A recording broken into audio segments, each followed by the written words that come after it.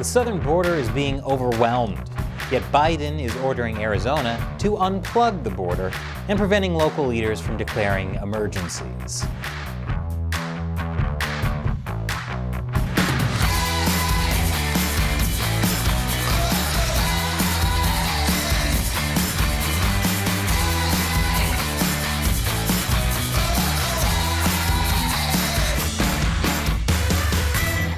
Welcome to America Uncovered. I'm Chris Chappell. This episode is sponsored by Incogni. You probably know the companies are collecting your personal data, but you may not realize just how many. Dozens, maybe hundreds, most of which you've never heard of, and you have no idea what they're doing with your data.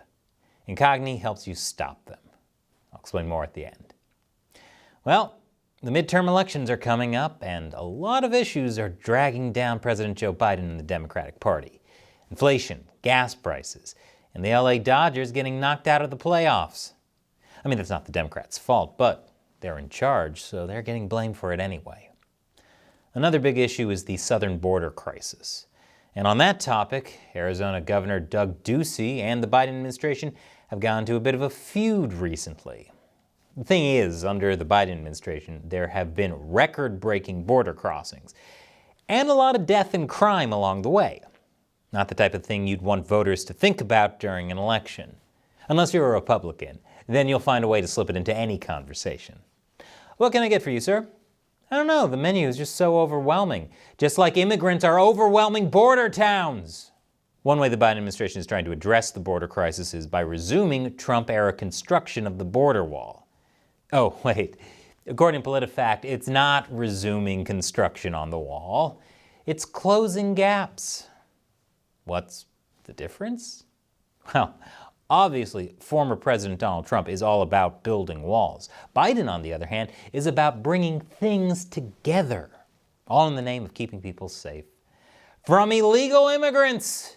Yes, I got it, sir. So far, Biden has plans to fill gaps in California and Arizona. But Arizona Governor Doug Ducey couldn't wait. He already filled the border wall gaps in his state with shipping containers.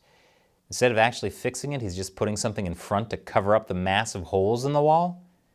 Yeah, he's just like my landlord. Since Biden plans to fill the gaps anyway, you'd think he'd be fine with that. But no. 2 months later, the Biden administration demanded Arizona remove them. According to a letter sent by the U.S. Bureau of Reclamation, Arizona violated federal law and trespassed by placing 80 shipping containers on reclamation lands and 42 within Native American territory without consultation. The letter claims that the federal government already awarded a contract to close 2 of those gaps and anticipates awarding an additional one to close more. It also says Arizona's trespass is harming federal lands and resources and impeding the federal government's ability to perform its mission. Okay, I get it. After all, the shipping containers are literally a stopgap measure. And you'd obviously want them removed when you're constructing the real wall. Closing gaps in the wall. But in response, a spokesperson for Governor Ducey said state officials weren't acting until they actually saw the contract. Later, Arizona decided to refuse. It won't remove the containers until the U.S. moves to construct a permanent barrier instead. It's almost like Arizona doesn't trust the federal government to follow through on filling the gaps in the border wall in a timely and efficient manner. I wonder why they would think that, other than the giant holes the federal government left in the wall in the first place. The federal government says it would use temporary mesh fencing and bollard vehicle gates in place of shipping containers, but that would start in early 2023. But Arizona's governor is not a big fan of taking down shipping containers and leaving gaps open for who knows how long just so they can put up what sounds like a chain link fence, which, as all teen boys know, is the most secure form of fencing. Plus, taking away the shipping containers is a missed opportunity for the most unique season of storage wars ever. So the Biden administration has ordered Arizona to unplug the border just so they can plug it again their way at some point, at least a few months from now. That sounds like a plan. The Biden administration also has a new plan for other parts of the border, and that plan appears to be panicked damage control. I'll tell you what I mean after the break. Welcome back. The The Biden administration's plans for dealing with the border crisis ahead of the midterm election seems a bit chaotic. For example, there's a new influx of Venezuelan migrants. They're representing a larger percentage of migrants entering the U.S. I don't know why they're fleeing, though. Venezuela and its president, seems so chill. And these migrants have been at the center of a political battle after Republican and some Democratic governors started busing Venezuelan migrants to sanctuary cities, including Martha's Vineyard in Massachusetts. I guess it could have been worse. They could have flown them to Detroit. Then they'd be stuck wondering, how is this place even worse than Venezuela? The Biden administration criticized Republicans for taking advantage of people fleeing from dire situations in their home countries. Let's remember, these folks are fleeing communism. When you think about Venezuela, what's going on in Venezuela, when you think about what's going on in Nicaragua, when you think about what's going on in Cuba, they are fleeing political persecution only to be used as a political pawn by the Florida governor. Despite saying this, the Biden administration enacted a new policy that would admit some Venezuelans but send others back to Mexico, which I guess is better than Venezuela?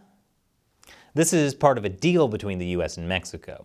Mexico agreed to temporarily allow some Venezuelans into Mexico, and in exchange, the DHS agreed to allow 24,000 Venezuelans to enter the U.S. by air.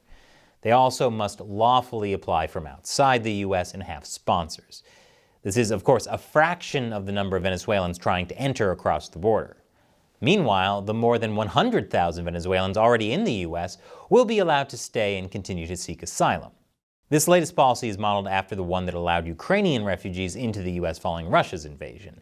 And you can tell how bad things are going globally by the amount of people that want to move, because moving is the worst. That's the only reason I still put up with my landlord, who may or may not be the governor of Arizona.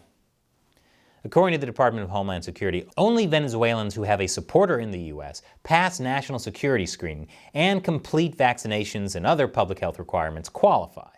We're not just talking about COVID vaccination here. Immigrants to the U.S. also must be vaccinated against things like measles, polio, and hepatitis. But speaking of COVID, Biden is also still relying on Title 42 to deal with the influx of Venezuelans. Title 42 is a Trump-era emergency rule that uses public health concerns about COVID to turn migrants away and block them from seeking asylum. Under Trump, it didn't apply to Venezuelans, but the Biden administration recently expanded it. Critics of Title 42 say it represents a gutting of the right to request asylum for vulnerable people with few other options. In fact, this very policy was criticized in 2020 by then presidential candidate Joe Biden, who said that using Title 42 was choosing cruelty and exclusion. Now, this is exactly what President Biden is doing. Is this hypocritical? Of course not. That was candidate Biden who said that, and this is President Biden doing this. Clearly, two entirely different people. Biden's still using COVID restrictions, even though he promised to officially end them earlier this year. But Biden's attempt to lift Title 42 was blocked by a court order. Now, Biden's Justice Department is currently fighting that order. The contradictions have not escaped notice. Refugee advocates accuse the Biden administration of embracing the Trump playbook. And some are concerned about the migrants being stranded by the abrupt Biden policy change. Many of them say they simply can't go back. This could leave migrants vulnerable to criminals who seek to exploit their situation. To make matters worse for Biden, Venezuelan immigrants are still flooding El Paso, Texas, despite the deportation mandate. So not only is President Biden cruel and exclusionary, at least according to candidate Biden, but he's also ineffective. I have no idea why the Democrats are so nervous about these midterm elections. El Paso is already overwhelmed by the migrant surge, and it hasn't let up. At least 3 of El Paso City Council's 8 members have urged the mayor to issue an emergency declaration. Yet there are reports that the Biden administration has pressured El Paso's mayor not to declare one, despite it being obvious for everyone to see. Maybe Biden is telling him to dress up as Sandra Bullock from Bird Box this Halloween. What emergency? I don't see any emergency here. According to Councilmember Claudia Rodriguez, the mayor said that he was in constant communication with the White House and that the White House had asked him not to declare. And U.S. Representative Tony Gonzalez said he had heard other city officials tell a similar story. Oh, so it'll be a group costume. El Paso's mayor pushed back against claims that he's responding to pressure. The Biden administration simply asked him not to declare a state of emergency, and he agreed to do it. They've asked me not to do it? Yeah, because that's what we agreed on doing. You know, like I said, if someone knows me, they'd know that no one would ever pressure me to do something because I wouldn't do it.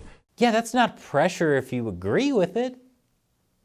Whether or not El Paso's mayor and other local leaders are being swayed by Biden, Republicans are already up in arms, accusing Biden of saying everything's okay when things clearly aren't, right before the midterm elections.